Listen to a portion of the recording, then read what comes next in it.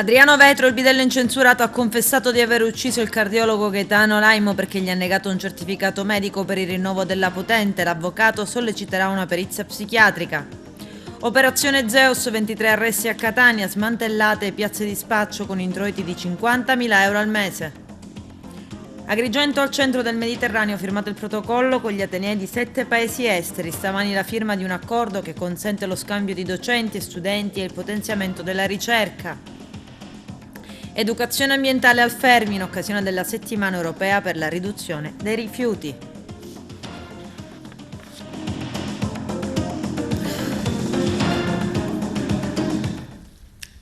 Bentrovati gentili telespettatori al nostro appuntamento con l'informazione. In apertura parliamo dell'omicidio di Favara. Paziente estrae la pistola e uccide cardiologo, poi va a casa e aspetta. Confessa e dice: mi sono sentito preso in giro, volevo un certificato. Vediamo. Una diagnosi non condivisa dal paziente. Potrebbe essere questo il motivo che ha spinto il 47enne Adriano Vetro, bidello incensurato di Favara, ad uccidere ieri il proprio cardiologo Gaetano Laimo nel suo studio medico di via Bassanesi. Un colpo di pistola alle spalle mentre fuori dall'ambulatorio a Favara c'erano i pazienti in attesa e i suoi segretari. Vetro, incensurato con un passato e presente di collaboratore scolastico a Caltanissetta, viveva con gli anziani genitori in una casa rurale in fondo al paese.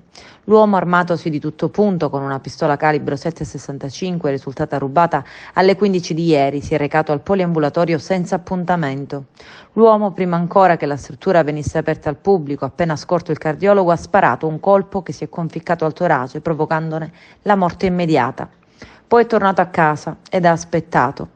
Le testimonianze di chi ha assistito all'omicidio hanno permesso ai carabinieri della tenenza di Favara di identificare l'assassino.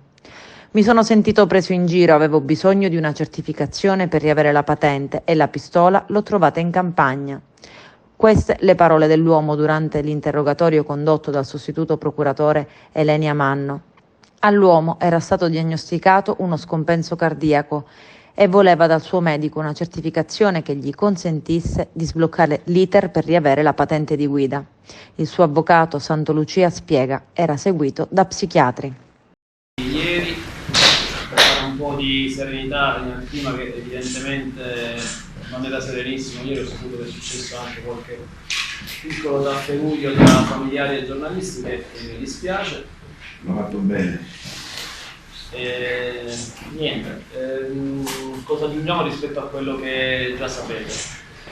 È stato arrestato Vetro Adriano da personale della tenenza dei carabinieri di Favara unitamente al nucleo operativo radiomobile della compagnia di Agrigento, quasi nell'immediatezza dei fatti, che sono iniziati intorno alle 14 di ieri, con l'ingresso nello studio del medico, del dottore Gaetano, che ancora non era presente da parte del Vetro, che è rimasto in attesa per un breve periodo di tempo, neanche brevissimo, e che all'ingresso del dottore, così come abbiamo accertato da tutta una serie di elementi che abbiamo acquisito, devo dire, in maniera encomiabile e molto veloce nel giro di poche ore, all'ingresso nello studio medico è stato colpito da un colpo d'arma da fuoco esploso senza esitazione dal Vetro, e dopodiché si è allontanato ed è stato rinvenuto dai carabinieri non nella sua residenza in Favara ma in questa abitazione in campagna. Non ha fatto nessuna resistenza, si è messo a disposizione. Durante la perquisizione è stata rinvenuta sia l'arma con cui verosimilmente è stato esploso il colpo mortale, sia decine di munizioni 7,65 per la medesima. Sono state acquisite anche delle telecamere, sono state acquisite delle dichiarazioni di persone che erano presenti sui fatti, che hanno confermato questa ricostruzione, e in aggiunta ieri è stato interrogato il Vetro alla presenza del suo difensore, non si è avvalso la facoltà di non rispondere, ha raccontato la sua versione dei fatti, sostanzialmente ha ammesso i capi di imputazione che gli vengono contestati e che oggi sono omicidio aggravato e porto illecito di arma da fuoco e ricettazione, perché l'arma da fuoco è stato accertato nell'immediatezza essere stata oggetto di furto in passato nel Catanese. dando anche un movente che è in corso di accertamento, perché stiamo rifinendo, le indagini non sono concluse, stiamo rifinendo il materiale, dando un movente che a suo dire è riconducibile ad una vicenda che aveva a che fare con la sua patente di guida, che a quanto pare era scadente, che doveva essere rinnovata e che necessitava di alcuni certificati medici. Probabilmente il dottor Alaimo stava semplicemente facendo il proprio mestiere e in un contesto di difficoltà economiche, quale quello in cui probabilmente ci troviamo, di non serenità da parte del soggetto, e purtroppo dobbiamo continuare a registrare una incredibile disponibilità e facilità nell'utilizzo di armi clandestine in questa parte della provincia, che continua a essere una zona da questo punto di vista anomala rispetto al distretto di Corte d'Appello di Palermo e anomala rispetto al contesto italiano. In un contesto di questo tipo il vetro scientemente è divenuto a questa decisione.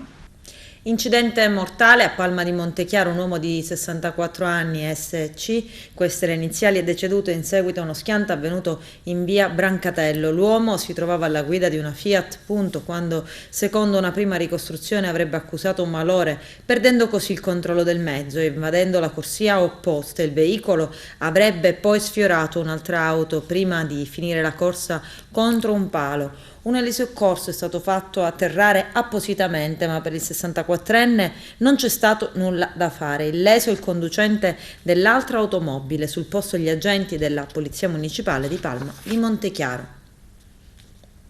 Operazione Zeus, 23 arresti a Catania, smantellate piazze di spaccio con introiti di 50.000 euro al mese. L'operazione si basa su indagini condotte tra novembre 2018 e settembre 2019 sul clan mafioso dei Cursotti milanesi, tradizionalmente attivo nella zona di San Beriglio Nuovo del capoluogo etneo. Vediamo.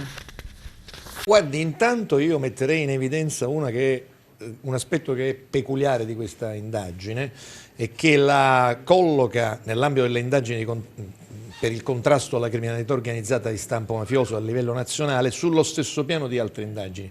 Intendo riferirmi alla gestione delle piazze di spaccio, cioè un ricorso massivo e sistemico alla gestione di piazze di spaccio da parte di tutte le organizzazioni criminali mafiose, cioè Cosa Nostra, piuttosto che 'Ndrangheta, piuttosto che Quarta Mafia, piuttosto che Camorra. Lo abbiamo riscontrato e nell'azione di contrasto abbiamo perfezionato, come dire, un meccanismo di gestione di questo tipo di minaccia che ha portato alla individuazione anche di ulteriori conseguenze, cioè c'è un introito di denaro talmente alto da portare queste organizzazioni non solo a interessarsi sistemicamente, come ho detto, ma a come dire, attivare dei canali di ripulitura e quindi riciclaggio a livello internazionale di tutte queste somme che vengono convogliate verso centrali di ripulitura internazionali per poi passare a attività di acquisto di beni che poi vengono praticamente utilizzati, queste stesse attività, per ripulire il denaro con i ritorni dei guadagni di queste attività pseudolecite. Allora, in questo caso a Catania, nell'attività svolta dalla Polizia di Stato, dal Servizio Centro Operativo, dalla Squadra Mobile di Catania, della Questura di Catania, è stata individuata una piazza di spaccio che produceva oltre 50.000 euro al mese di guadagno. Quindi nell'arco di un anno portava a superare la somma del 1.000.000 di euro. Questo significa che l'attenzione, diciamo, della criminalità organizzata si è fortemente indirizzata, specialmente nelle realtà dove le organizzazioni non hanno assunto una, come dire, organizzazione appunto di tipo gerarchico e dove sono ancora un po' frammentate, come nel caso di Catania. È stata, come dire, indirizzata l'azione di queste organizzazioni nel commercio, nel traffico internazionale di stupefacenti, nel commercio di stupefacenti, nell'approvvigionamento e nella gestione e vendita diretta in specifiche piazze di spaccio che gestiscono integralmente. Grazie. Buongiorno a voi tutti. Allora, l'attività investigativa che è oggi oggetto praticamente dell'incontro con voi e gli organi di stampa. È un'attività che inizia nel novembre del 2018 e si conclude dopo soli praticamente 10 mesi di attività nel settembre del 2019. È un'operazione antimafia che peraltro si inserisce nel panorama di altre operazioni che, come sapete, quest'anno proprio la squadra mobile, anche unitamente al servizio centrale operativo, ha portato sostanzialmente a termine, quindi a positiva conclusione, ben 5 operazioni antimafia contro vari clan catanesi e anche di altri comuni limitrofi a Catania, quali Adrano e anche a Cirreale. A queste si aggiungono 3 operazioni antidroga e, come dicevamo, è frutto della più ampia strategia della direzione distrettuale antimafia e quindi della Procura della Repubblica diretta dal dottore Zuccaro, come sapete, che praticamente indirizza gli organi investigativi di Catania e quindi della provincia, anzi dell'intero distretto, praticamente nelle attività come queste, peraltro articolate, supportate da intercettazioni telefoniche, ambientali, che hanno in questo caso colpito o quantomeno individuato responsabilità a vario titolo per associazione mafiosa ed altro nei confronti di vari soggetti appartenenti o comunque vicini al clan dei Cursoti milanesi. Dottore, per chiarire l'operazione Zeus, dove la droga veniva presa, dove veniva venduta? Ci dia dei particolari proprio su questo. Allora, ecco, intanto vi dico, le attività hanno messo in evidenza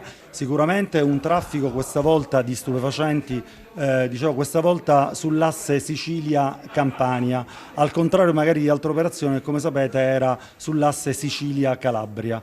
In questo caso sono stati individuati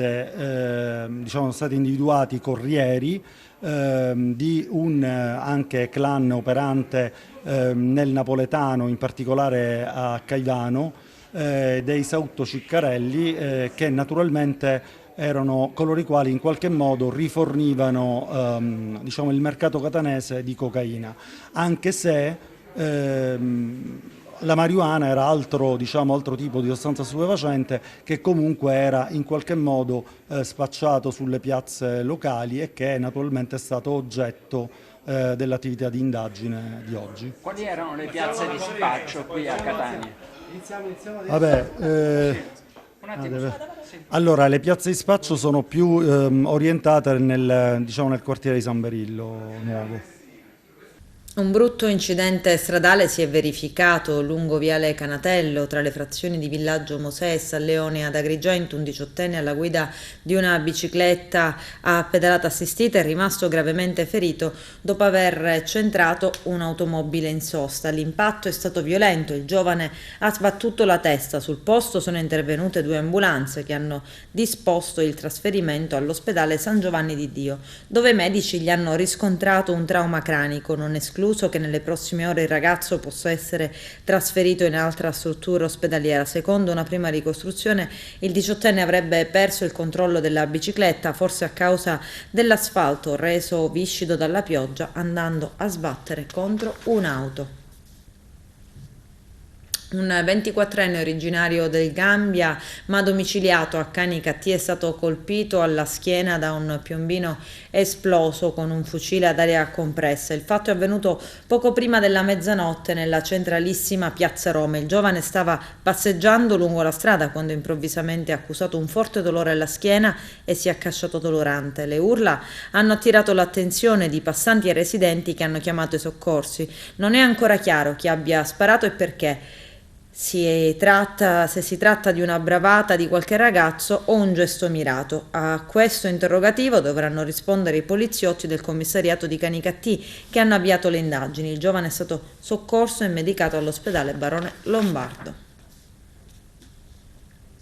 I rappresentanti degli atenei di 7 paesi esteri ad Agrigento per sottoscrivere insieme al rettore dell'Università degli Studi di Palermo Massimo Midire e al presidente del Polo Territoriale Universitario di Agrigento Giovanni Francesco Tuzzolino un accordo di cooperazione universitaria internazionale per lo scambio di docenti e studenti, ma anche per potenziare la ricerca e la didattica. La firma è avvenuta nel corso della prima conferenza Agrigento e l'Università del Mediterraneo che si è svolta nella Sala Zeus del Museo Griffo. Il nostro direttore Arturo Cantella. Professore Tuzzolino, oggi un momento importante per il nostro territorio, per la firma di questo protocollo con varie università del Mediterraneo, ecco, un progetto, oserei dire, anche molto ambizioso. Sì, è una festa per l'Università di Agrigento e per l'Università degli Studi di Palermo.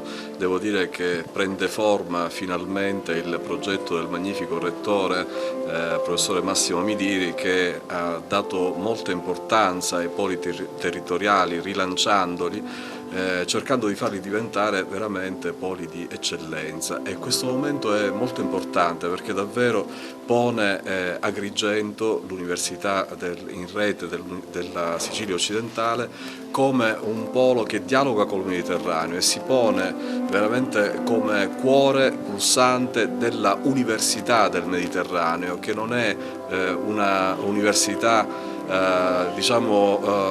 istituzionalizzata, ma è una università aperta, che si compone di tante identità, come quelle che sono espresse dai paesi che fanno parte di questa rete, quindi Egitto, Giordania, Tunisia, Marocco, Libano, Palestina. Oggi si riuniscono qui concretamente per lavorare sin da domani a progetti concreti di sviluppo, di ricerca e di didattica, che faranno sì che lo scambio internazionale sia veramente attivo e importante per Agrigento, a vantaggio della città, per gli studenti e per tutti i docenti che lavorano in questo polo. Domani ci sarà un secondo momento della conferenza.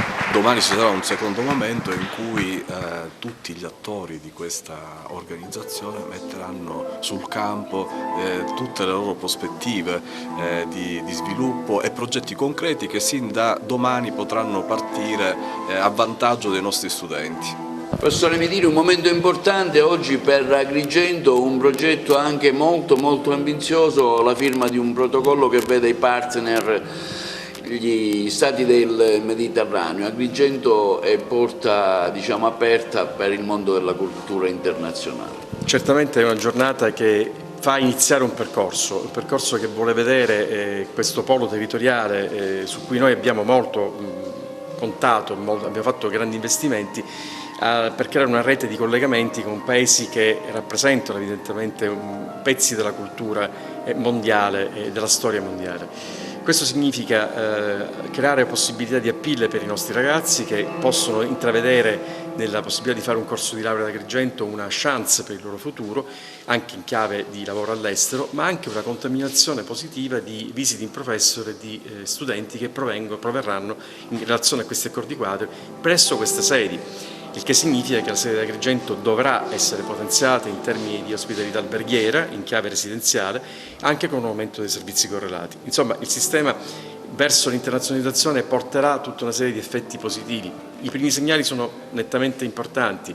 L'aumento degli iscritti quest'anno, che sono arrivati a 400 nuove matricole e a un numero complessivo di studenti che supera il 1.000.000, ci dà in maniera plastica la contezza che l'interesse della città e delle istituzioni verso questo tipo di progetto è veramente molto elevato. Lei nel suo intervento diceva che le sedi decentrate non sono da meno rispetto alle sedi centrali. No, infatti io non le chiamo sedi decentrate, perché già l'idea del decentrato sta qualcosa che non sta al centro.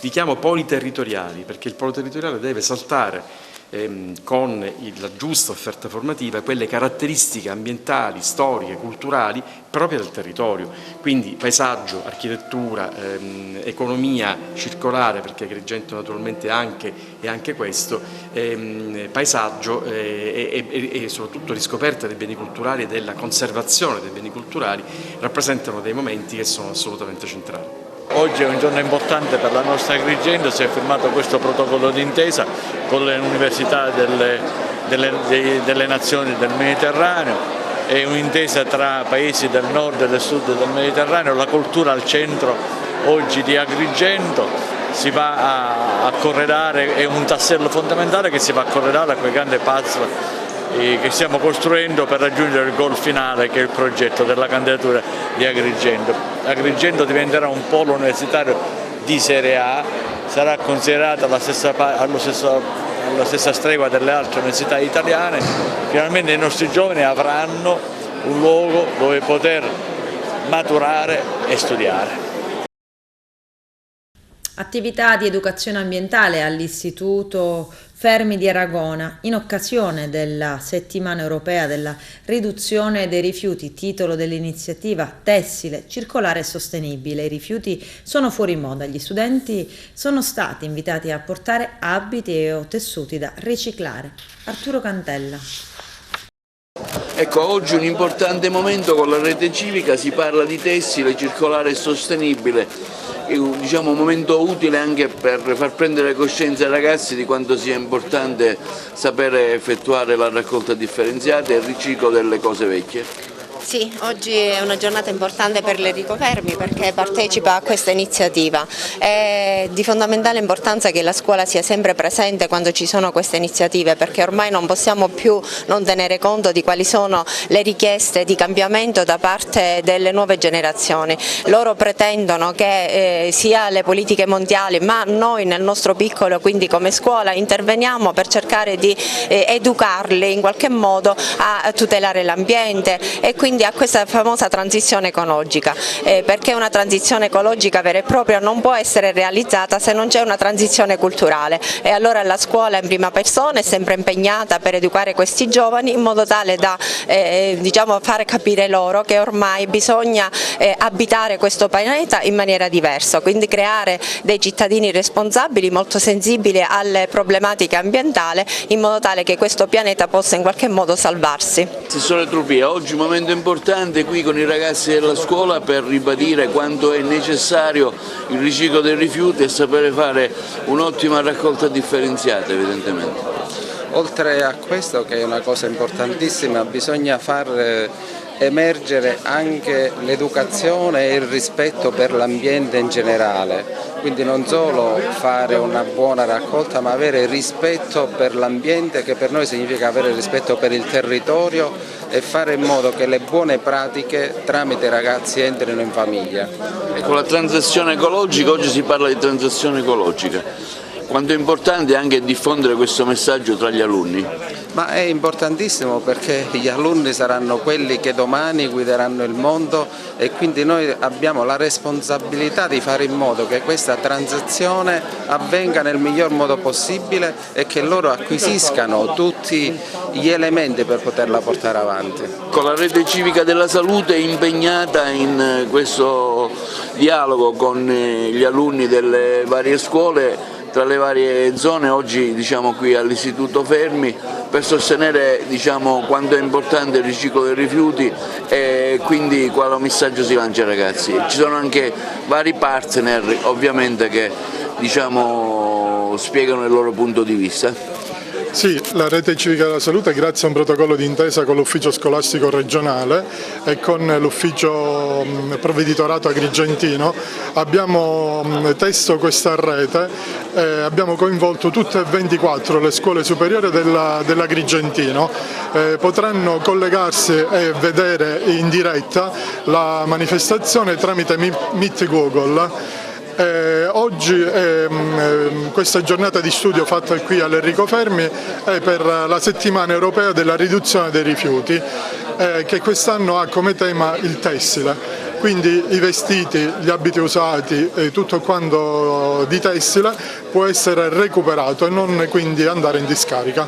Oggi anche voi partecipate a questa iniziativa tessile, circolare e sostenibile. Sì, la scommessa che dobbiamo vincere nel futuro, ma soprattutto nell'imminenza di questo futuro appunto, che si va modificando molto rapidamente con i cambiamenti climatici, e non è a caso, è appunto legata a cambiare il nostro sistema economico da un sistema lineare che consuma, produce e butta e getta. Dobbiamo passare a un'economia circolare in cui il rifiuto non è più un problema ma diventa un'opportunità, diventa una risorsa, quella che è chiamata appunto materia prima seconda, quindi bisogna riciclare per poter riutilizzare tutta la materia prima che noi abbiamo, perché abbiamo una riduzione energetica nella produzione di nuovi oggetti da materiale riciclato che non è secondaria rispetto all'attualità, in cui abbiamo grossi problemi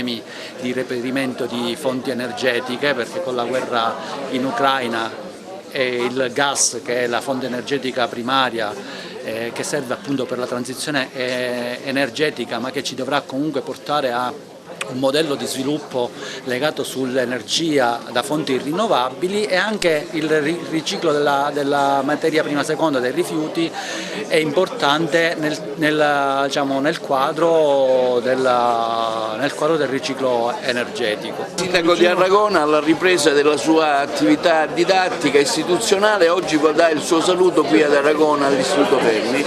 Sì, ci tenevo tantissimo ad essere presente, è una giornata importante perché è una giornata veramente molto educativa sia per i ragazzi che anche per noi, cioè la riduzione del rifiuto è una cosa importante.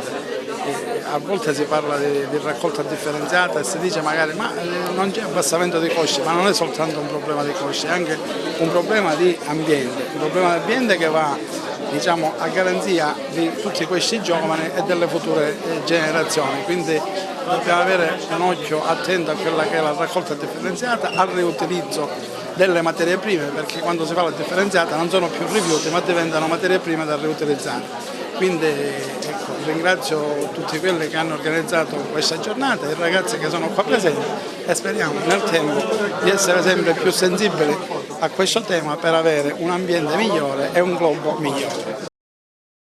Andiamo adesso a Castellammare del Golfo per parlare del Palazzo Crociferi, sede del municipio. Vediamo. È con grande gioia che ci troviamo qui a Castellammare del Golfo, una rappresentanza dei camiliani della provincia sicuro-napoletana, proprio per fare memoria e rievocare la presenza dei nostri confratelli, dei crociferi, in questa città per 244 anni.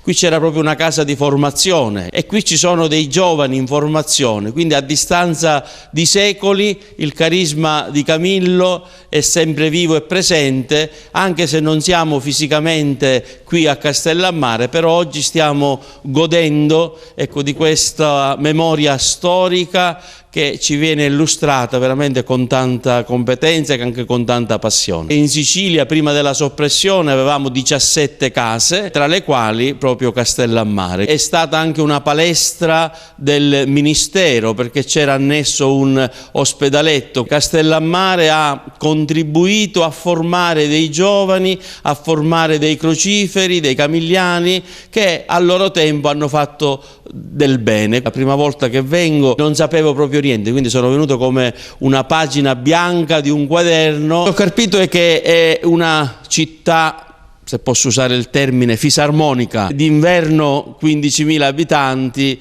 d'estate diventa 80-100.000 abitanti. Il mare ti porta a essere una persona aperta, una persona disponibile al dialogo, al viaggio. Bello è soprattutto il centro storico, quello che ho visto. Il movimento che c'è nel cuore è come noi crociferi possiamo tornare qui. Chiaramente non come presenza stabile perché è un po' difficile, ma come poter esprimere ancora oggi il carisma di Camillo in questa comunità civile, in questa comunità ecclesiale. Quindi vedremo, si è disposti a venire ma bisogna essere invitati anche. Quello che il Signore vorrà, perché si potrebbe anche pensare a una missione camilliana parrocchiale dove per una settimana si viene e si fa visita agli ammalati a domicilio. Ecco, questa è una forma che noi oggi stiamo molto incentivando, promuovendo, e perché no, fare una bella missione a Castellammare sarebbe proprio un rendere vivo il carisma di Camillo De Lelis oggi, ecco, nel 2022. La sera del 14 luglio del 1614 Camillo, prima di morire, dice così: invio 1000 benedizioni ai presenti e ai futuri, ecco, che fino alla fine del mondo, ecco, saranno in questa santa religione. Io credo che, ecco, nei futuri di San Camillo ci sono anche gli abitanti, ecco, di Castellammare, e quindi vi raggiungo a tutti la benedizione di San Camillo.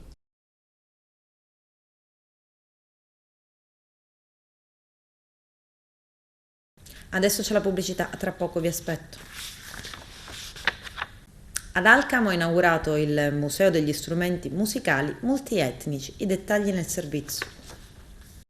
Mi fa molto piacere vedere tanti di voi che a vario titolo, a varia misura hanno contribuito, lavorato direttamente a questo percorso che, come diceva l'assessore Bonanno, ci porta oggi a battezzare quasi una nuova creatura. Era il 23 di novembre, quindi 10 anni fa, del 2012, quando il Consiglio Comunale di Alcamo approvò la mia mozione di indirizzo, cofirmatario Alessandro Longo, con la quale chiedevamo all'amministrazione Bonventre di istituire il Museo della Musica dedicato, allora Fausto era ancora in vita, a Fausto Cannone. La musica è messaggera di pace e pensiamo che Alcamo avesse bisogno proprio di un ulteriore messaggio di pacificazione, e io sono strafelice che oggi sono qua e che il sindaco mi abbia chiesto di essere qui presente, perché è davvero un messaggio che va oltre quelle che erano le mie aspettative, cioè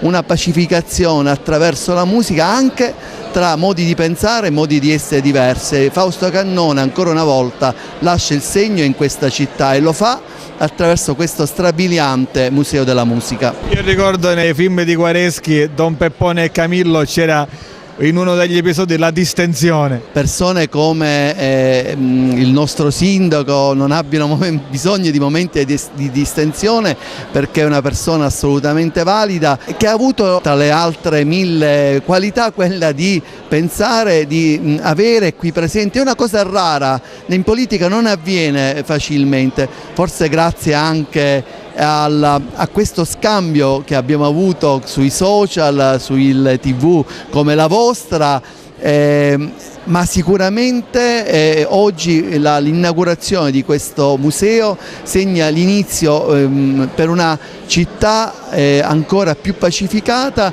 dove la musica è l'idea che Fausto aveva della musica. Fausto raccoglieva questi strumenti nei 5 continenti perché era convinto, a me lo diceva spesso, io con Fausto ho girato l'Italia, la Sicilia, riteneva che la musica raccolta in questi 5 continenti potesse trovare in Alcamo la capitale della pace. Era il messaggio di pace quello che voleva Fausto. Noi con un bando fatto nel 2020, credo, abbiamo dato circa 150.000 euro per il recupero di parte di questo edificio e la realizzazione di questo museo che tanto stava a cuore a tutti, ai vecchi amministratori e ai nuovi. Molto importante per la nostra città, intanto perché aggiunge veramente un ulteriore contenitore culturale, come si dice, ai tanti che già abbiamo. Dove c'è musica, arte e cultura è sicuramente un momento di crescita per la città.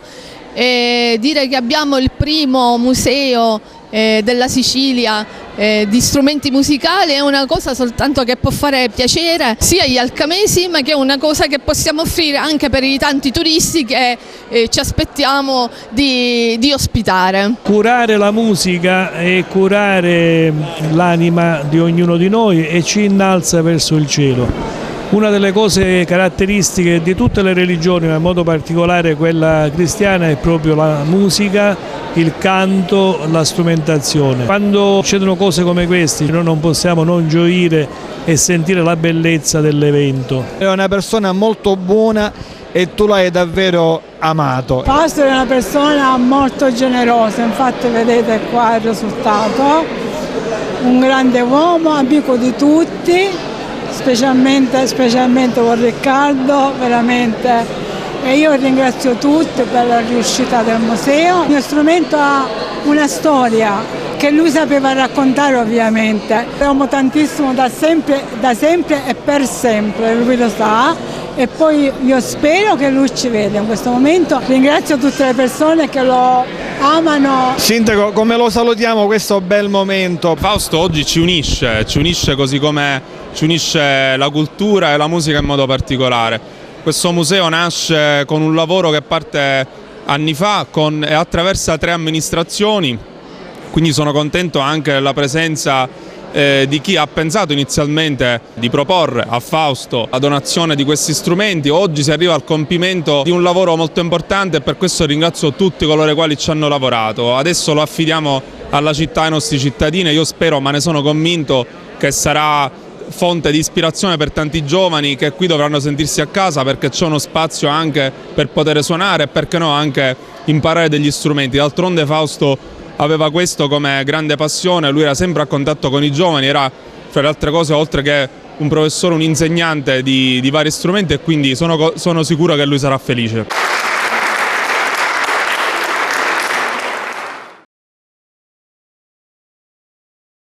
Con questo è tutto, termina qui l'edizione del telegiornale. Grazie per la gentile attenzione e per essere stati con noi. A presto.